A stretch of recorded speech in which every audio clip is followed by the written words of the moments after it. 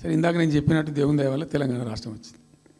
ఈ project complete చేస్తూనే పాలమూరు రంగారెడ్డి ఎత్తిపోతల పథకానికి శ్రీకారం చుట్టాం. యాక్చువల్ ఫ్యాక్ట్ ఏంది, పాలమూరు రంగారెడ్డికి మేము ఆ రోజు మనసులో ఇంటర్నల్గా మాట్లాడుకొని డిపార్ట్మెంట్ కావచ్చు, క్యాబినెట్ కావచ్చు, విత్ ఇన్ ద పార్టీ కావచ్చు, ఆ జిల్లాల నాయకులతో కావచ్చు, మా స్ట్రాటజీ ఏంది, పాలమూరు రంగారెడ్డి ఎత్తిపోతల పథకానికి 170 టీఎంసీలు తీసుకోవాలి. This was the strategy of BRS government. ఎట్లా, ఎక్కడి నుంచి తీసుకోవాలా, అనేక ఆంక్షలు, మాటలు బట్టి డైలాగులు, ఏపీ నుంచి వచ్చే వ్యతిరేకత, ఇవన్నీ దృష్టిలో పెట్టుకొని ఏం చేసినాం, నికరంగా లెక్కలు తెప్పించినాం. ఈ మహబూబ్నగర్ జిల్లాలో మైనర్ ఇరిగేషన్లో పాత చెరువులు ఏవైతే బచావ్ అవుతున్నప్పుడు లెక్క పెట్టినటువంటి చెరువులు ఏవైతే ఉన్నాయో, ఉన్నాయన్నీ మాయమైనవన్నీ,